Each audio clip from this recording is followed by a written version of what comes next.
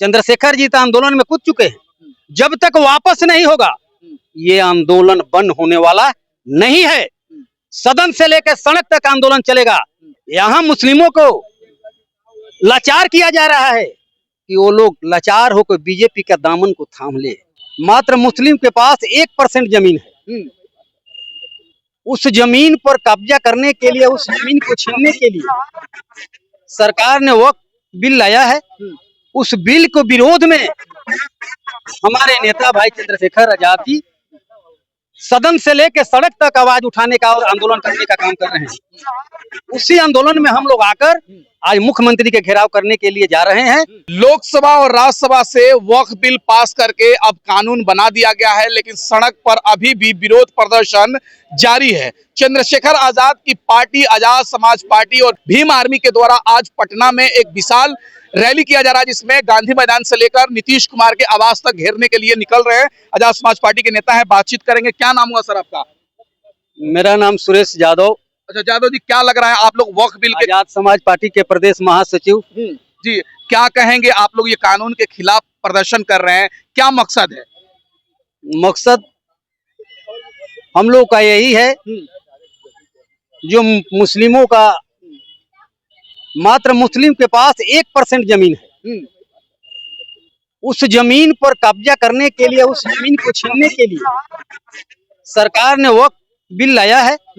उस बिल को विरोध में हमारे नेता भाई चंद्रशेखर आजाद जी सदन से लेकर सड़क तक आवाज उठाने का और आंदोलन करने का काम कर रहे हैं। उसी आंदोलन में हम लोग आकर आज मुख्यमंत्री के घेराव करने के लिए जा रहे हैं। हम लोग मुख्यमंत्री जी से मांग करेंगे कि अगर मुस्लिमों के पास 1%, 1.5% से ज्यादा जमीन है तो आप सर्वे करा के ले सकते हैं। लेकिन मैंने सर्वे किया और हन बिल में देखा, मुस्लिम के पास मात्र 1% जमीन है। जिसके पास 90% जमीन है उस पर आज तक कोई उंगली उठाने का काम नहीं किया। यहाँ मुस्लिमों को लाचार किया जा रहा है कि वो लोग लाचार होकर बीजेपी का दामन को थाम ले।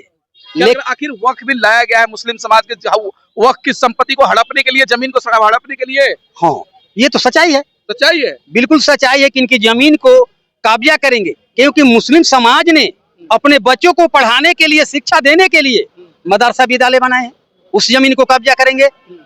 इसलिए मुस्लिम समाज को, बच्चों को अशिक्षित बनाकर रखने के लिए, जिस तरह से भारत में गरीबों को, बच्चा को अशिक्षित बनाया जा रहा है। भारत में 2 शिक्षा है, डबल नीति है ना शिक्षा की। गरीबों के बच्चा खिचड़ी खा रहा है, अमीरों के बच्चा विदेश पढ़ रहा है, अच्छे अच्छे स्कूल में पढ़ रहा है। तो कौन लड़का IAS बनेगा? खिचड़ी खाने वाला कि अच्छा स्कूल में पढ़ने वाला? चंद्रशेखर आजाद के विरोध करने से, आप लोग के पार्टी के विरोध करने से ये बिल वापस होगा, कानून बन चुका है। अब देखिए, कहने का मतलब मुझे ये है कि जिस दिन सभी दल के लोग, चंद्रशेखर जी तो आंदोलन में कूद चुके हैं, जब तक वापस नहीं होगा ये आंदोलन बंद होने वाला नहीं है। सदन से लेकर सड़क तक आंदोलन चलेगा। बाकी दल के लोग ये कहते हैं कि मेरा समर्थन है, वक्फ बिल पर मेरा समर्थन है, वापस के लिए समर्थन है, लेकिन केवल मुंह से समर्थन करते हैं, आंदोलन नहीं कर रहे हैं। चाहे किसी दल का लोग हो, मैं नाम नहीं लेना चाहता हूं। हर दल, बिहार में कई दलों ने कहा कि मेरा भी समर्थन है, मेरा भी समर्थन है। केवल मुंह से समर्थन करने से वक्फ बिल वापस जाएगा, ये काला कानून वापस जाएगा नहीं। इसके लिए सभी दल को, जो लोग कह रहे हैं कि मेरा समर्थन है, सभी लोग आजाद समाज पार्टी के साथ अपना अपना बैनर लेके, झंडा लेकर जिस दिन आ जाएंगे उस दिन वक्फ बिल वापस हो जाएगा, काला कानून वापस हो जाएगा। आप लोग आंदोलन करेंगे जब तक ये बिल वापस नहीं होता है, कानून जब तक ले ये काला कानून खत्म नहीं होगा, समाप्त नहीं होगा, तब तक ये आंदोलन जारी रहेगा। हम लोग करते रहेंगे। हो सकता है एक दिन ना एक दिन जनता को समझ में आएगी कि आज वक्फ बिल का जमीन कब्जा किया जा रहा है, काला कानून बनाकर, कल हम लोग का भी जमीन को कब्जा किया जा सकता है। ये सच्चाई है। इसलिए आपने देखा पूरे भारत में बौद्धिस्ट को जमीन को कब्जा कर लिया। जहां जहां मूर्ति है वहां बौद्ध का मूर्ति था, बुद्ध का मूर्ति था, धीरे धीरे उसको कब्जा कर लिया।